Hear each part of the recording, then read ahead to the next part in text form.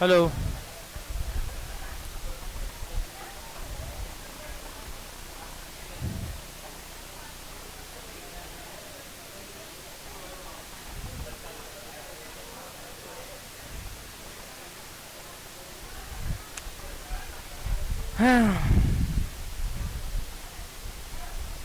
कल तक क्या हो गया था?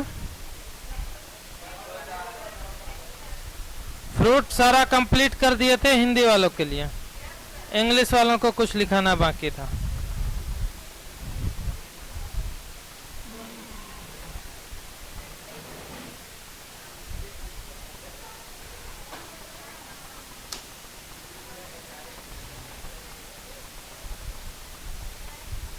आ जाओ।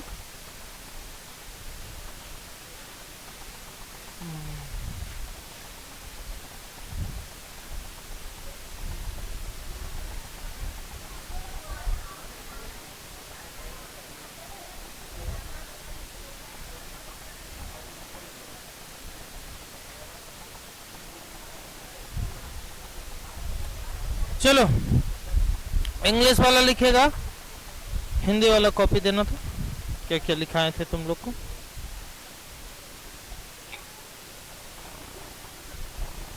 क्यों?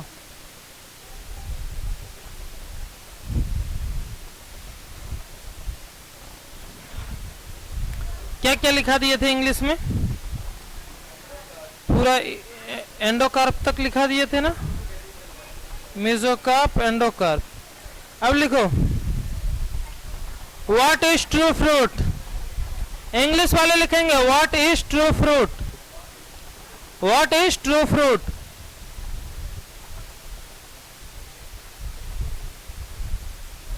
क्वेश्चन लिख लिए?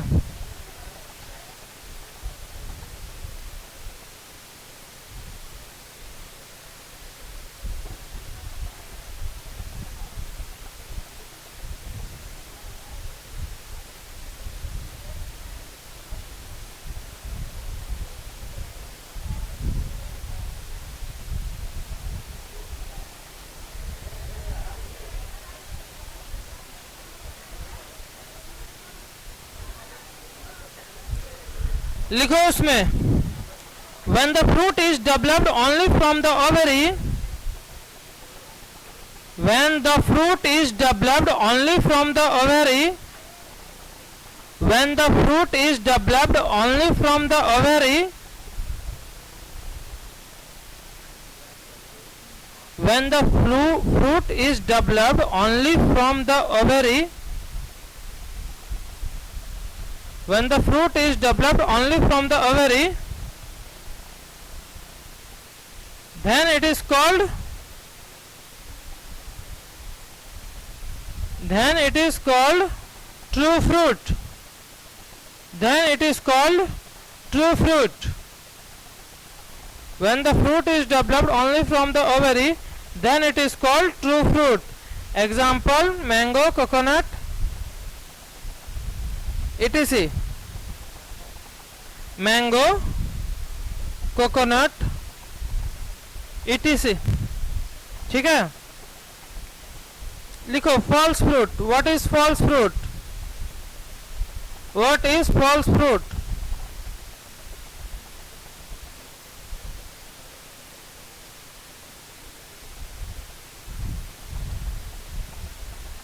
लिखो in some fruits,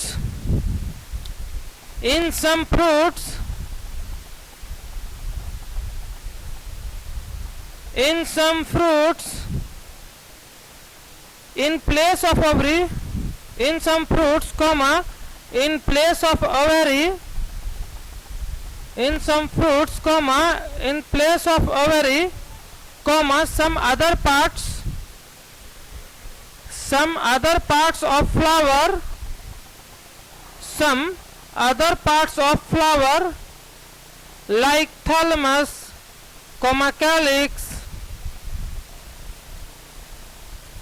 and inflorescence, thalamus, comma, calyx and inflorescence, and inflorescence, inflore,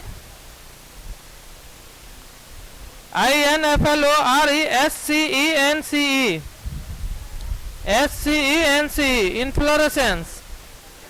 लिख लिए. In some fruit, in place of ovary, some other parts of flower like thalamus, calyx, inflorescence are modified into fruit. Inflorescence are modified into fruit, are modified into fruit और part of fruit. या तो वो पूरा फल ही बना लेता है या फल का कोई एक भाग ये सब भी बनाता है. ठीक है. आर मॉडिफाइड इनटू फ्रूट और अ पार्ट ऑफ फ्रूट. ठीक है. लिख लिए.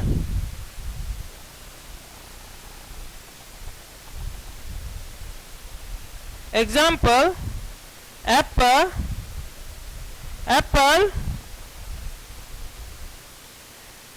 Apple, strawberry, cashew nut, CASHEW, cashew NUT nut. ठीक है. अब एप्पल का एक फोटो बनाने बोल रहे थे. फॉल्स फ्रूट में कोई फोटो नहीं बनाया था ना.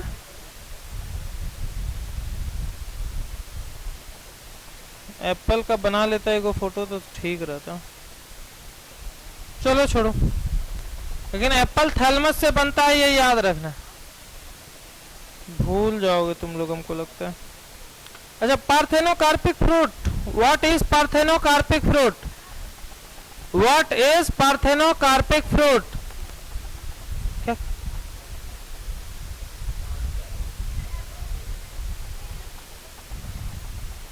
छोड़ दो. What is parthenocarpic fruit?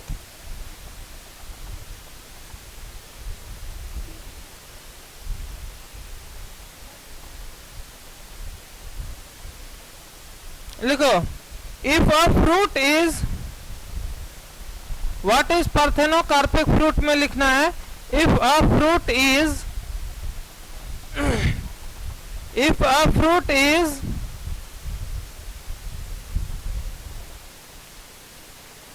if a fruit is formed without fertilization of ovary, if a fruit is formed without fertilization, if a fruit is formed without fertilization,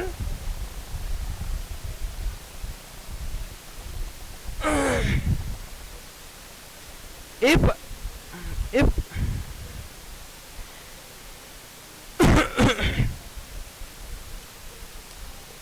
if a fruit is formed without fertilization of ovary, it is called a parthenocarpic fruit. It is called a parthenocarpic fruit. It is called a parthenocarpic fruit. PARTHENOCARPIC, parthenocarpic, parthenocarpic fruit.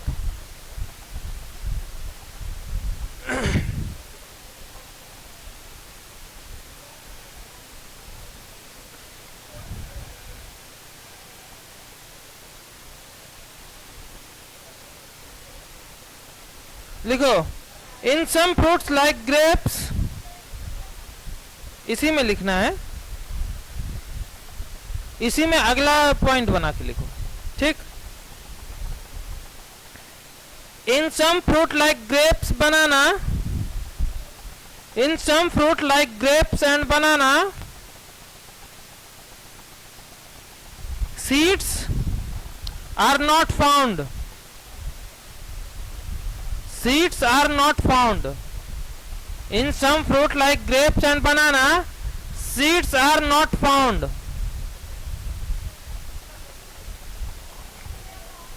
Found, F-O-U-N-D.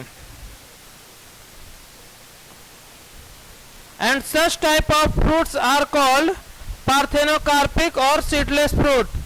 And such type of fruit are called parthenocarpic or seedless fruit. Such type of fruit is called parthenocarpic और seedless fruit. ठीक है, such type of fruit is called parthenocarpic और seedless fruit. Example तो हो ही गया, ऊपर में Apple, बनाना और ये लिखा दिए। चलो पार्थिनोकार्पिक फ्रूट तक लिखा दिए थे। अब समझो सीड। सीड को समझने के लिए पहले ओव्यूल का समझना जरूरी है, क्योंकि ओव्यूल से ही फर्टिलाइजेशन के बाद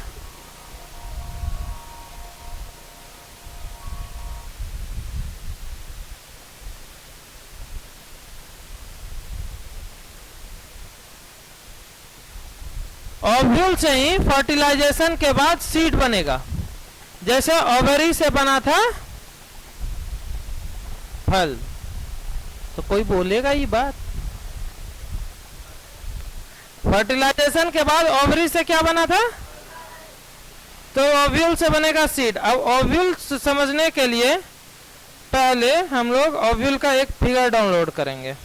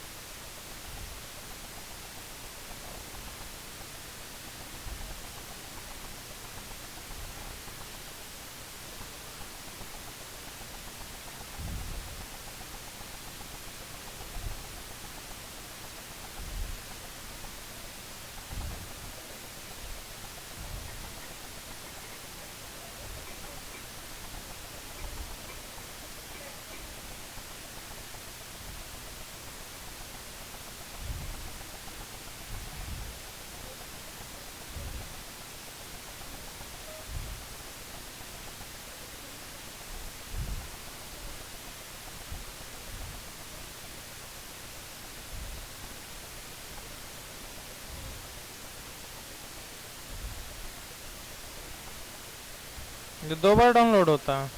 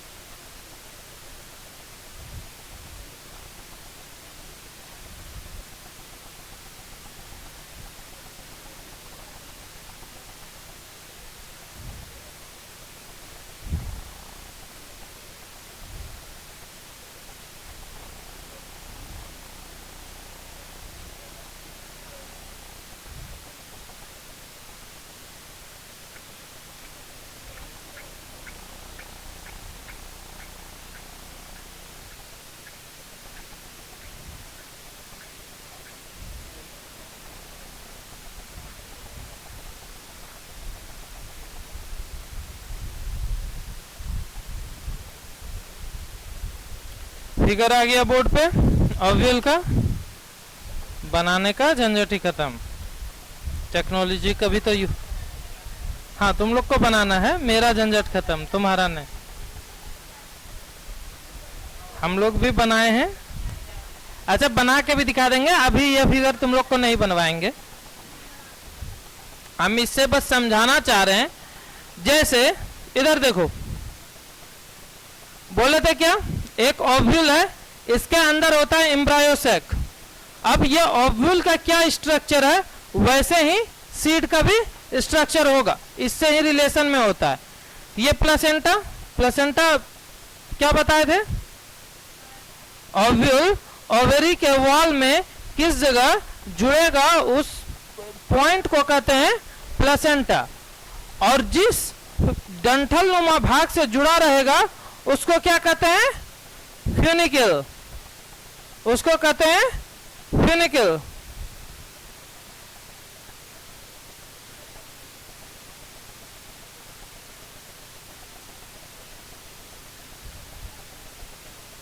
फ्यूनिकल कहते हैं। अब वही यही फ्यूनिकल जो ओव्यूल के इस पार्ट से जुड़ा हुआ है ना, ये इस इतना सा भाग है फ्यूनिकल, ये ओवरी का पार्ट है, इसको कहते हैं प्लेसेंटा। तो इस भाग को क्या कहेंगे?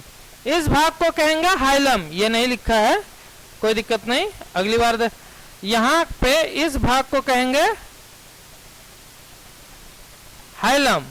ठीक, अब मेन ओव्यूल का अगर स्ट्रक्चर देखें, ये सबसे बाहरी लेयर को क्या कहते हैं? Outer integument, outer इंटीगमेंट।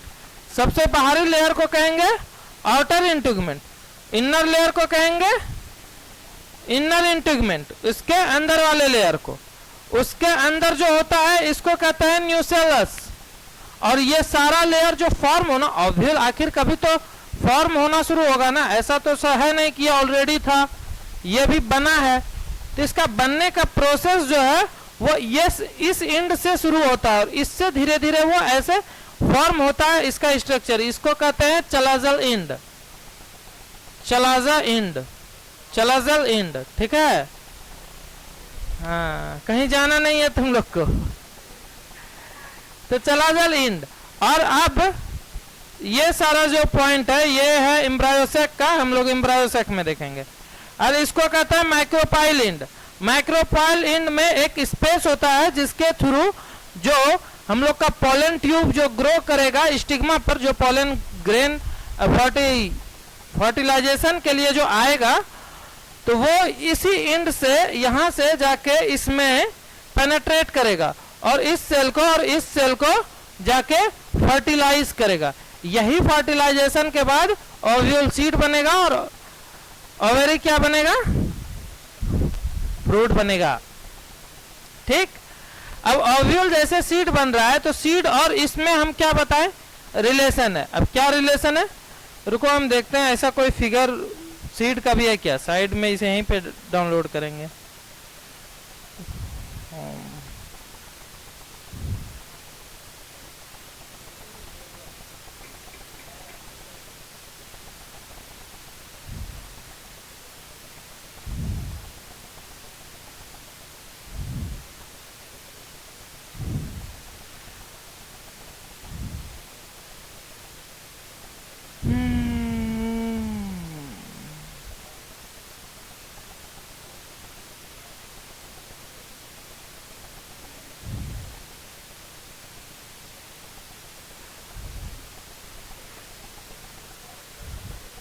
इससे थोड़ा सा समझ में आएगा। ठीक है,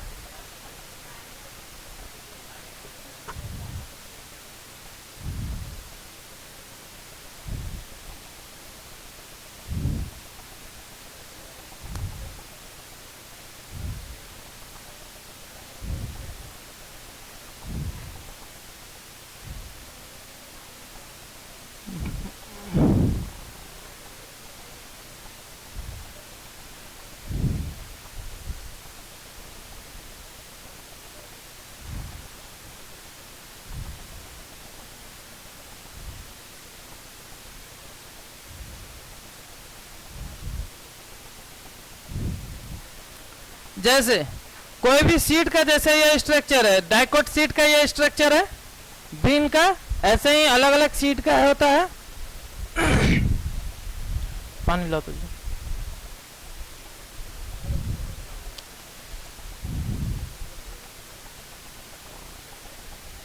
सीड का स्ट्रक्चर होता है। अब ये आउटर लेयर जो ओव्यूल है ना, सीड में बनाता है टेस्टा। ये आउटर लेयर जो ओव्यूल है ये फर्टिलाइजेशन के बाद सीड में बनाता है टेस्टा। इनर लेयर जो होता है वो बनाता है टेगमेन। एक लेयर टेस्टा है पूरा सीड में, एक लेयर टेगमेन है। उसके बाद प्लूमूल, ये प्लूमूल, इपिकोटाइल, हाइपोकोटाइल, रेडिकल, ये तीनों चीज कौन बनाता है? एम्ब्रायोसेक। एम्ब्रायोसेक में भी ये वाला सेल, ठीक है, ये वाला सेल जैसे ही एम्ब्रायो बनाएगा तो ये सारा पार्ट है एम्ब्रायो का। अब एम्ब्रायो कैसा होता है वो हम लोग देखेंगे, ठीक है।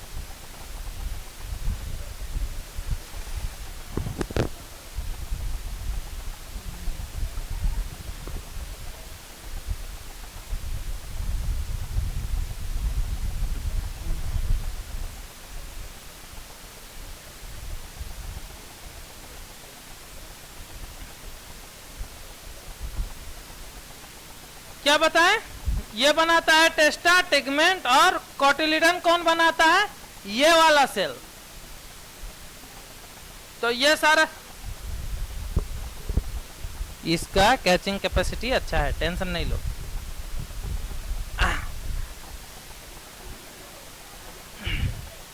दिक्कत है कि आज आवाज मेरा इसलिए ऐसा है कि हम पूरा रात एक भी मिनट सोए नहीं है। आज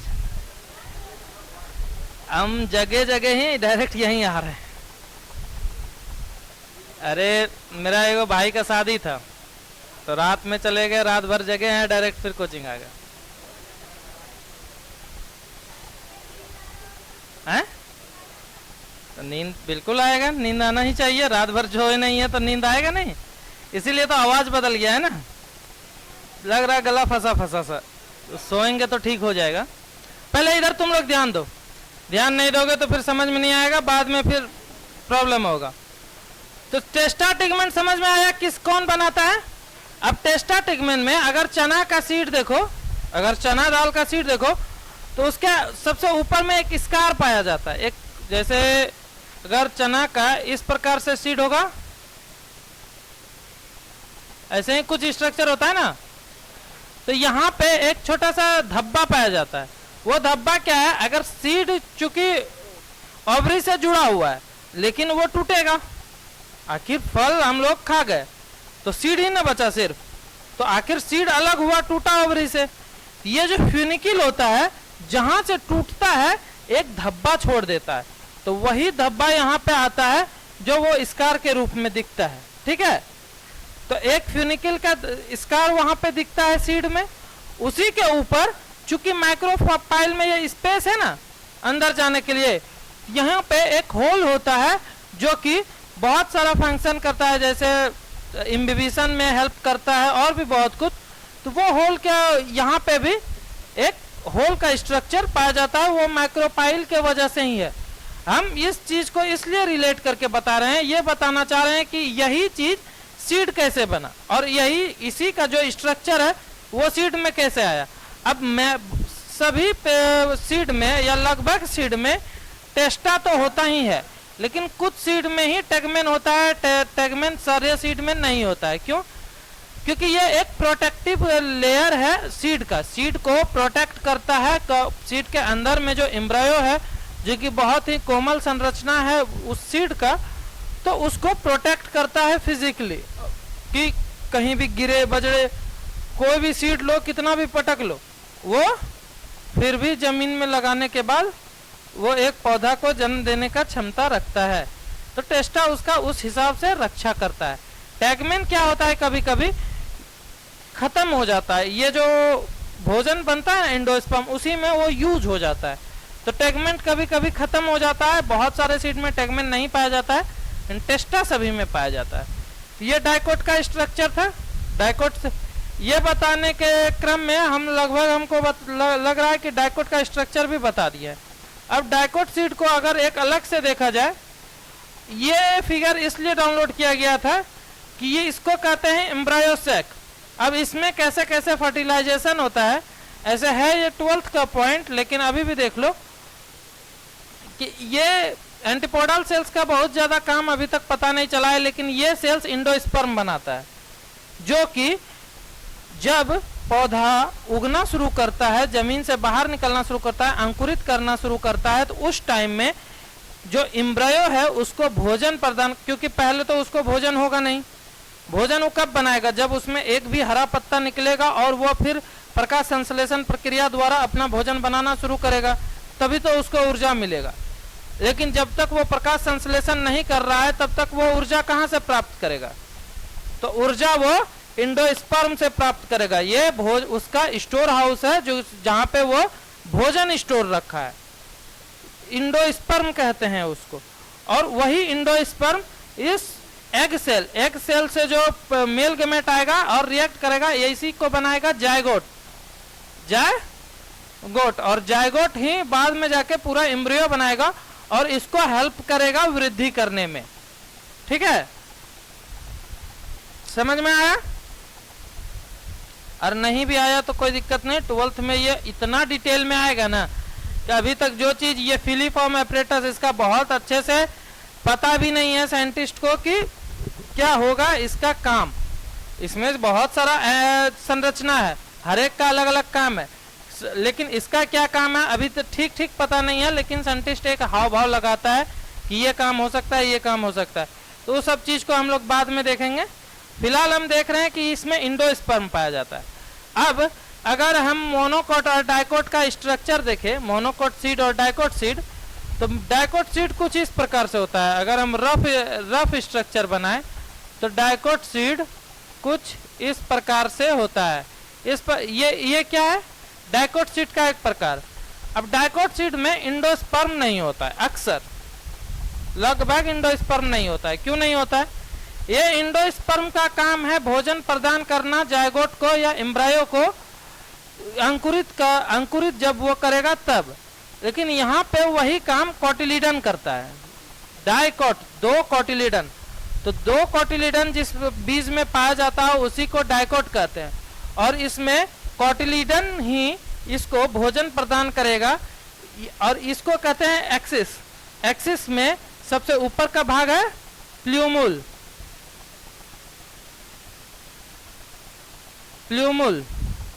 सबसे नीचे का भाग है रेडिकल।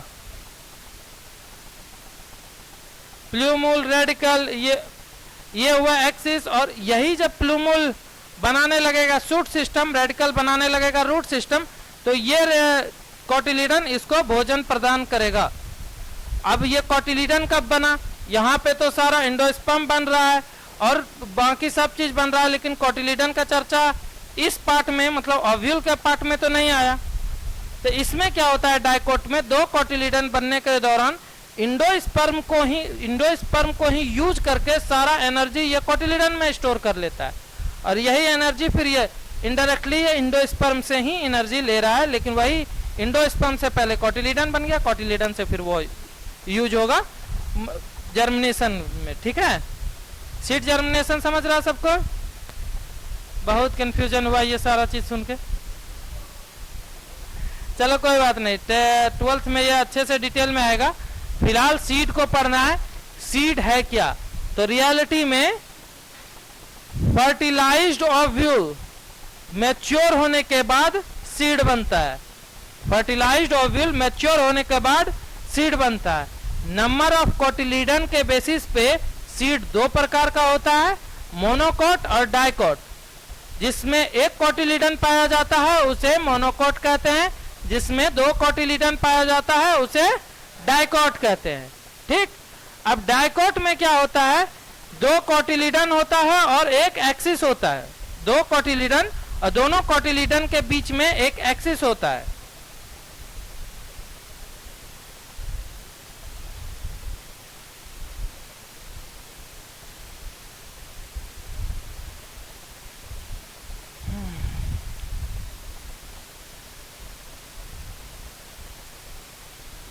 और इस एक्सिस को जो कि हम यहाँ पे बना है, इसमें इसी को कहते हैं हाइपोकोटाइल, इसको इस पार्ट को कहते हैं इपिकोटाइल, इस पार्ट को कहते हैं हाइपोकोटाइल। यही सबसे एंड में जाके रेडिकल बनाता है, ये सबसे ऊपर जाके एंड में जाके प्ल्यूमुल बनाता है। प्ल्यूमुल ही भविष्य में शूट सिस्टम बनाता है, ये रूट सिस्टम बनाता है। ये डाइकोट सीड का स्ट्रक्चर है। अब मोनोकोट का सीड का स्ट्रक्चर कुछ इस प्रकार आएगा। मोनोकोट सीड का स्ट्रक्चर कुछ हम एक ओवरव्यू और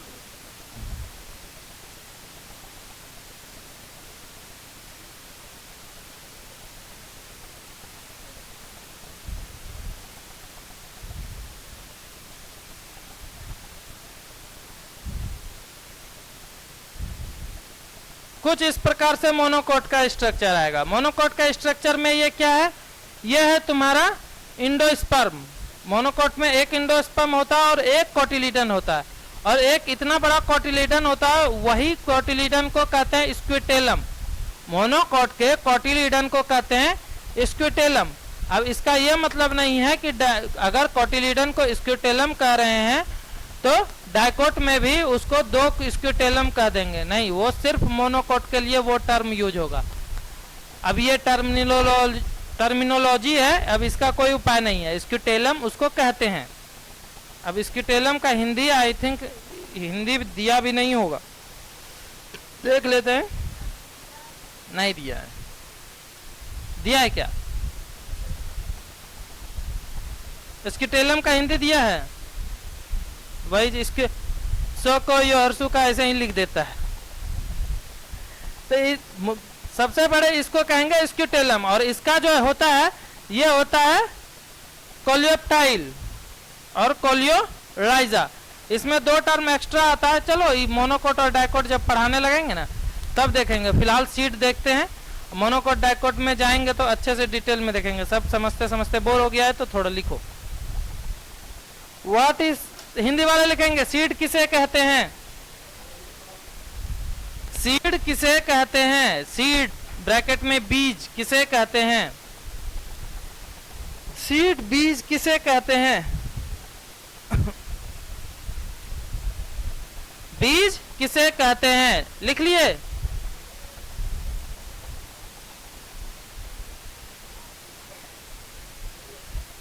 बोले बीजांड ब्रैकेट में ओव्यूल,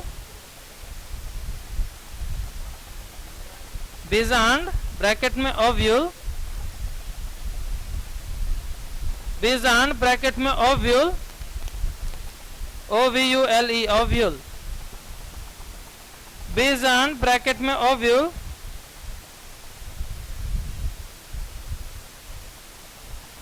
निषेचन के पश्चात, बीजांड ब्रैकेट में ओव्यूल निषेचन के पश्चात बीज के रूप में विकसित होता है। बीजांड ब्रैकेट में ओव्यूल निषेचन के पश्चात बीज के रूप में विकसित होता है, बीज के रूप में विकसित होता है। निषेचन के पश्चात बीज के रूप में विकसित होता है। बीजांड ब्रैकेट में ओव्यूल निषेचन के पश्चात बीज के रूप में विकसित होता है। लिखो बीज में बीज आवरण, बीज में बीज आवरण ब्रैकेट में सीड कोट, बीज आवरण, बीज आवरण ब्रैकेट में seed coat, COAT seed coat. बीज में बीज आवरण कोमा भ्रूण, भ्रूण को भ्रूण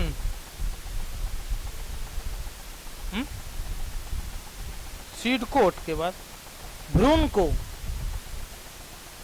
बीज में बीज आवरण भ्रूण को चारों ओर से ढके रखता है, चारों ओर से ढके रखता है।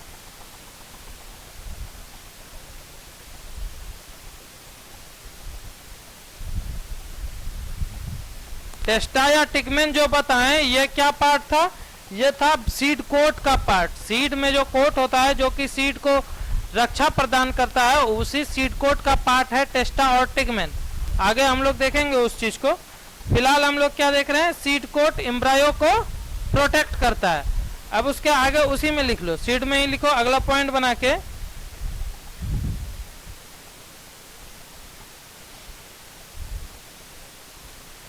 लिखो बीज में, बीज में, बीज में भोजन या तो भ्रूणपोष में होता है, बीज में भोजन या तो भ्रूणपोष में होता है या बीज पत्रों में होता है। भ्रूणपोष, भ्रूणपोष, बीज में भोजन या तो भ्रूणपोष में होता है या तो बीज पत्रों में होता है,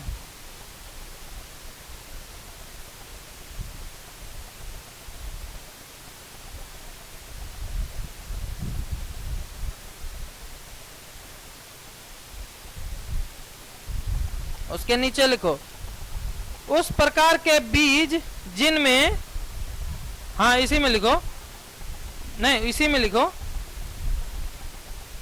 अच्छा बना लिए तो कोई दिक्कत नहीं। उस प्रकार के बीज जिनमें, उस प्रकार के बीज जिनमें भ्रूणपोष होता है, उस प्रकार के बीज जिनमें भ्रूणपोष, ब्रैकेट में इंडोस्पर्म, इसका इंग्लिश भी लिख लो, भ्रूणपोष ब्रैकेट में endosperm, ENDOSPERM, endosperm, ENDOSPERM, endosperm, ठीक है। उस प्रकार के बीज जिनमें भ्रूणपोष होता है उसे भ्रूणपोषी बीज कहते हैं, उसे भ्रूणपोषी बीज कहते हैं, भ्रूणपोषी, भ्रूण, जिस इंडोस्पर्म के बाद उस प्रकार के बीज जिसमें भ्रूणपोष इंडोस्पर्म होता है उसे भ्रूणपोषी इंडोस्पर्मिक सीड कहते हैं, भ्रूणपोषी सीड कहते हैं या बीज कहते हैं, भ्रूणपोषी बीज कहते हैं, ठीक है।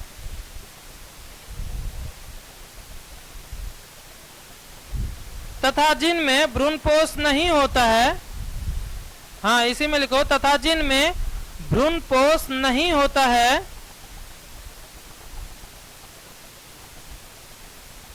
उसे अभ्रूणपोषी नॉन इंडोस्पर्मिक सीड कहते हैं। नहीं, पोषी, पोषण, पोषण करने वाला पोषी, भ्रूणपोषी पोषण करने वाला, हाँ हाँ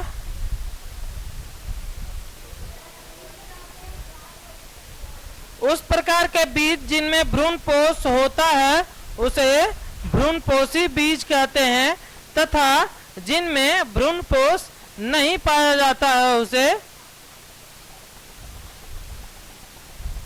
कौन सा कलाकार है, अभ्रूणपोषी का बीज कहलाते हैं। नहीं होता है वे अभ्रूणपोषी कहलाते हैं, अभ्रूणपोषी बीज कहलाते हैं, ठीक है। अरे बोलते हैं तो बोलने नहीं देते हो तुम लोग, बीच में बोलते ही क्यों हो। उस प्रकार के बीज जिनमें भ्रूणपोष इंडोस्पर्म होता है उसे भ्रूणपोषी बीज कहते हैं, तथा पोषी, पपीता वाला पो, ठीक। अभी तक लोग कंफ्यूज है, पोषी बोल रहे हैं कोसी बोल रहे हैं। तथा जिनमें भ्रूणपोष नहीं होता है उसे अभ्रूणपोषी बीज कहलाता है या कहते हैं, अभ्रूणपोषी बीज कहते हैं या कहलाते हैं, ठीक हो गया। तो बीज का इतना ही था। अब लिखो कौटिली, अभ्रूणपोषी को non endospermic seed, non endospermic seed लिख लो। अभ्रूणपोषी का इंग्लिश नॉन इंडोस्पर्मिक, काम आएगा ऑब्जेक्टिव बनाने में, बहुत जगह नॉन इंडोस्पर्मिक ही दे देगा, हिंदी में लिखे नो नो संजू कैसे देखे, कम नहीं ना चिपकाता है जी बायोलॉजी में, ठीक। कॉटिलीडन्स के नंबर के आधार पर बीज दो प्रकार के होते हैं, उसी में लिखो कॉटिलीडन्स के नंबर के आधार पर बीज दो प्रकार के होते हैं। कॉटिलीडन्स के नंबर के आधार पर बीज, कॉटिलीडन्स COTYLE है, देखो दिखा। हम लोग नीचे उतर जाते हैं।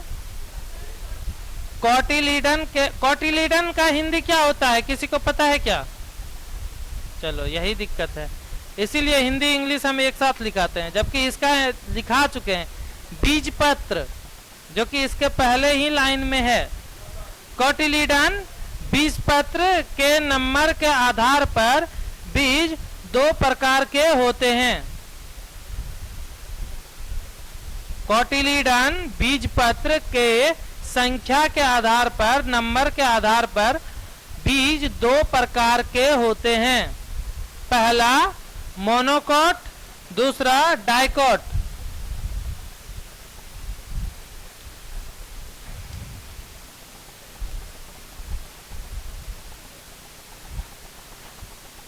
पहला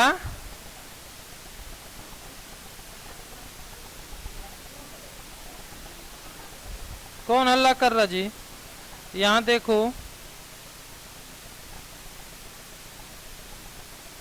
पहला मोनोकोट, दूसरा डाइकोट। अब मोनोकोट के लिए अलग क्वेश्चन ही लिखा देंगे, नहीं तो बीज ही बहुत बड़ा हो जाएगा। ठीक है, फिलहाल इंग्लिश वाला लिखो। What is seed? What is seed?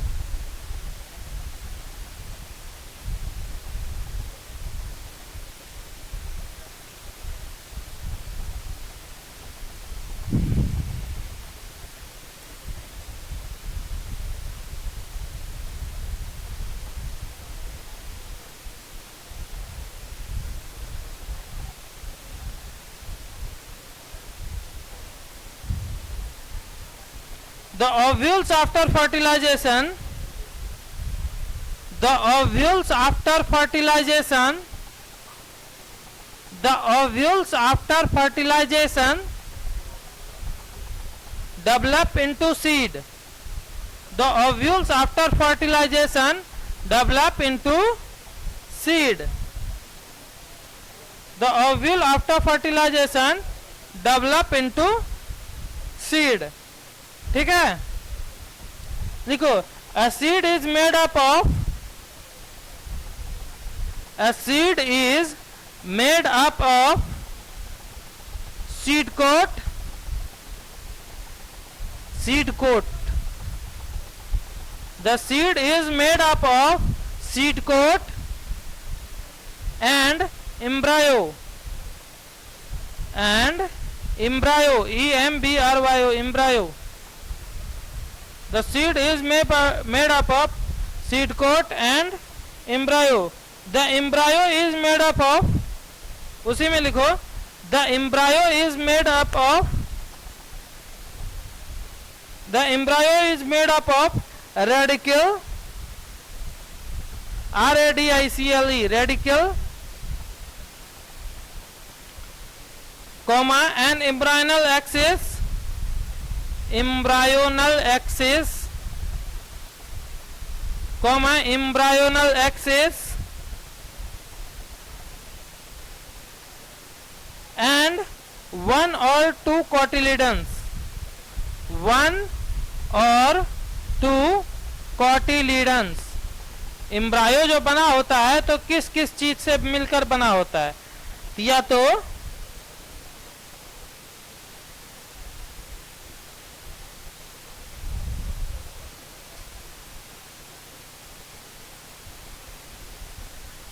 उसमें रहता है रेडिकल, एम्ब्रायो और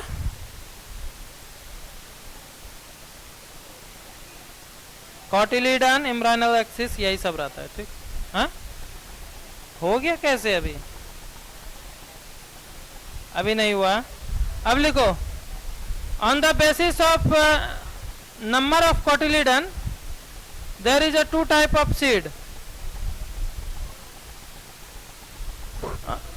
Number of cotyledon, there is a two type of seed, monocot or dicot, monocot or dicot. ठीक, अब दूसरा क्वेश्चन ही लिखो,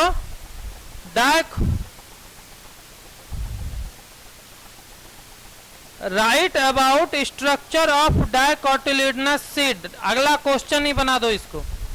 right about structure of dicotyledonous seed. English वाले लिखोगे right about structure of dicotyledonous seed. Structure of dicotyledonous seed. Dicotyledonous का हल्का फुल्का हाव भाव दिए कि कोई भी जो डाइकोटिलिडनस सीड है उसमें टेस्टा और टेगमेन जो कि सीड कोट है जो प्रोटेक्ट करता है सीड को, तो ये पूरा पार्ट सीड कोट का हो गया। सीड कोट के अंदर कोटिलिडन है। कोटिलिडन कैसा है तो दो भाग में विभक्त है कोटिलिडन, और एक है एम्ब्रायनल एक्सिस, एक है एम्ब्रायनल एक्सिस। अब ये एम्ब्रायनल एक्सिस दो भाग में बंटता है, upper embryonal axis, lower embryonal axis. Upper embryonal axis को कहते हैं इपीकोटाइल। इपीकोटाइल का सीधा सीधा क्या मतलब है? ईपी। ईपी मतलब ऊपर, हिंदी वाला भी सुनेगा उसको भी लिखना है। क्या तुमको नहीं समझना है? आखिर डाइकोट लिखाएंगे तो सबको ना लिखाएंगे। तो चलो, डाइकोट सीड में क्या था? इपीकोटाइल। ये जो एम्ब्रायनल एक्सिस है कोटिलिडन, ईपी मतलब ऊपर, कोटाइल मतलब कोटिलिडन, तो कोटिलिडन के ऊपर वाले पार्ट को कहते हैं इपीकोटाइल और कोटिलिडन के नीचे वाले पार्ट को कहते हैं हाइपोकोटाइल। इपीकोटाइल और हाइपोकोटाइल। हाइपोकोटाइल के एंड पे क्या होता है? हाइपोकोटाइल जो एंड बनाता है तो उस एंड को कहते हैं रेडिकल, जो कि रूट सिस्टम बनाएगा। जैसे ही सीड का जर्मिनेशन होगा तो एक पार्ट रूट सिस्टम बनाएगा, एक पार्ट शूट सिस्टम बनाएगा, और दोनों पार्ट पूरा एम्ब्रायनल एक्सिस मिलके पूरा पौधा बनाएगा कोई भी जाति का। तो ये रेडिकल बनाएगा और इसके ऊपर पार्ट को कहते हैं प्लूमुल। ठीक, तो डाइकोट का लगभग बेसिक स्ट्रक्चर यही है। फोटो बाद में हम बनवा देंगे, फिलहाल इसको इंग्लिश वाले लिखो। ठीक है, किस चीज का? टेस्टा और टिगमेन का हिंदी नहीं है।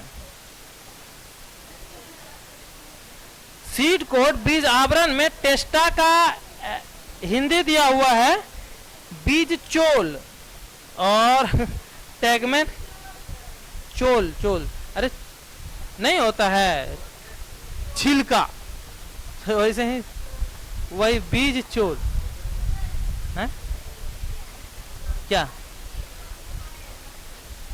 टेस्ट का क्वेश्चन बन गया है, टेस्ट का क्वेश्चन प्रिंट हो गया है।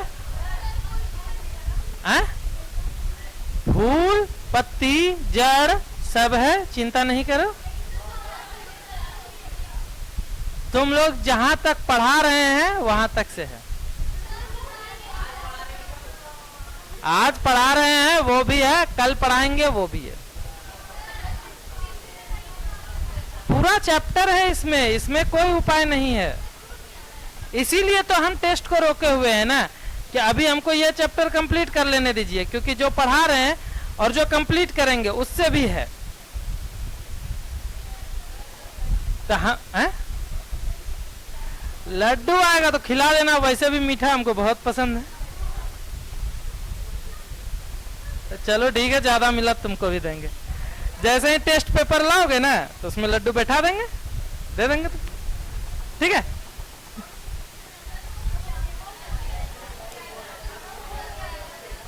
देखो हम 10:40 में लगता है हमको क्लास आए हैं। ये तो हमारा गलती है। अब हमको 1 घंटा पढ़ाने दोगे कि नहीं? नहीं। अच्छा शांत हो जाओ, ऐसे तो फिर नहीं होगा ना। आज सोचे थे सीट खत्म कर देते हैं।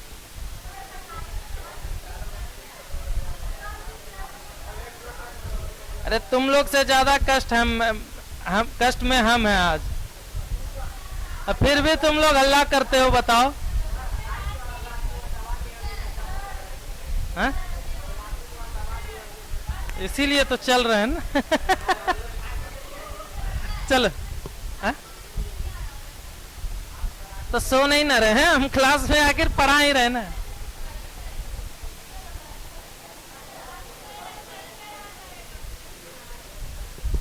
हमको नहीं आएगा।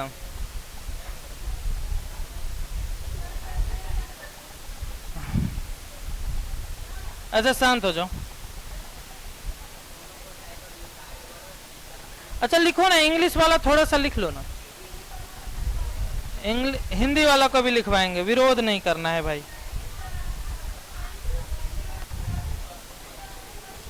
अच्छा लिखो, the outer most covering of seed is, the outer most covering of seed is seed coat.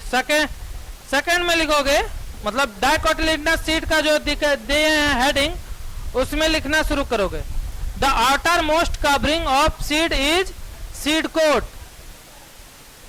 The seed coat has two layers. The outermost covering of seed is seed coat. The outermost covering of seed is seed coat. ओए सुन हिंदी वालों, कम से कम इन लोग को लिखने दो, ऐसे नहीं तो फिर कैसे होगा। Seed coat. The seed coat has two layers.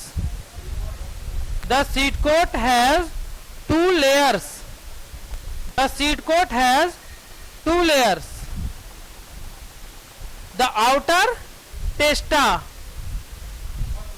the outer testa, T-E-S-T-A, testa, and the inner is tegmen, and the inner tegmen, T-E-G-M-E-N, tegmen. Outer testa and inner tegmen. ठीक है, क्या हो रहा बात। T-E-G-M-E-N, tegmen। आउटर लेयर क्या होता है seed coat का, टेस्टा, और इनर लेयर होता है tegmen।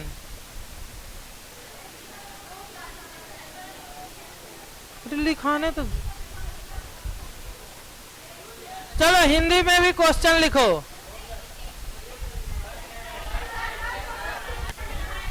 क्वेश्चन लिखो। द्विबीजपत्री, द्विबीजपत्री डाइकोटिलेडनस सीड की संरचना का वर्णन करें। द्विबीजपत्री ब्रैकेट में डाइकोटिलेडनस बीज की संरचना का वर्णन करें। द्विबीजपत्री ब्रैकेट में डाइकोटिलेडनस सीड की संरचना का वर्णन करें। द्विबीजपत्री ब्रैकेट में डाइकोटिलेडनस सीड की संरचना का वर्णन करें। तुम लोग ना वर्ड इधर से उधर करवा देता जी बोलते बोलते।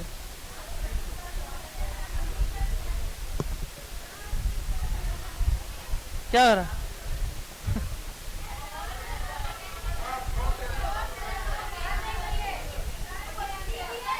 कल, अच्छा रुको, कल सेल चैप्टर शुरू होगा है? ये चैप्टर में लास्ट पॉइंट है सीड। सीड खत्म हो जाएगा कल, मोनोकोट डाइकोट दोनों लिखा के खत्म कर देंगे। उसके बाद एक चीज बतेगा, वो है फैमिली। फैमिली को हम जान के 10 से 15 दिन बाद पढ़ाएंगे। वो इसलिए एक फैमिली पढ़ना है तुम लोग को। कौन सा पढ़ना है जी? सीड का फैमिली के बारे में। क्या द्विबीजपत्री बना लो होमवर्क, तुम पढ़ के आना, कोई दिक्कत नहीं। नहीं उस जो चैप्टर खोली हुई है ना, उसी के लास्ट में एक वो, अरे देखो पहले 3 गो फैमिली पढ़ना था, मालवेसी और कौन कौन, इधर दो,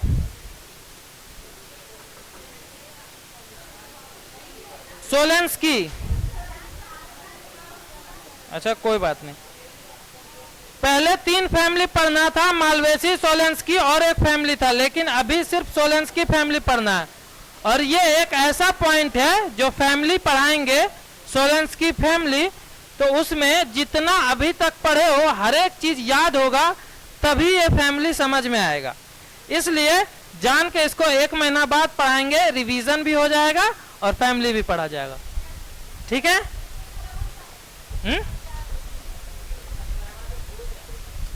भूल जा, इसीलिए तो 1 महीना बाद पढ़ाएंगे ना, भूल जाओगे तो समझ में भी नहीं आएगा फिर लिखना। ठीक है, चलो जाओ।